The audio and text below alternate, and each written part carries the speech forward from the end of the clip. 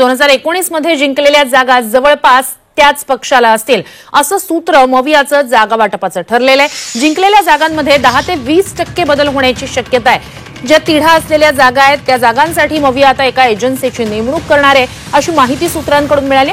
त्या जागांवर म्हणजे ज्या जागांवर तिढा आहे त्या जागेवर कोणत्या पक्षाची ताकद जास्त आहे याचा अहवाल एजन्सी देणार आहे आणि त्यानंतरच तिढा असलेल्या जागांबाबतचा अंतिम निर्णय हा शेवटच्या टप्प्यात केला जाईल अशी माहिती सूत्रांकडून मिळते।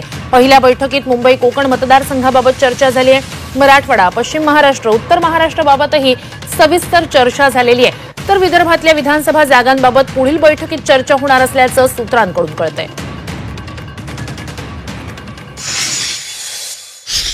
जवळजवळ अर्ध्या महाराष्ट्रावर चर्चा झाली। अशी सीट निहाय काही चर्चा झालेली नाही, पण एक असेसमेंट म्हणून पाहिलं गेलं। तर ह्याच्यानंतरच्या ज्या राऊंड सुरू होतील त्याच्यात काहीतरी सीटांबद्दल चर्चा 80% असं म्हणते, जवळपास 70-80% जागांवर चर्चा झाली असं म्हणते।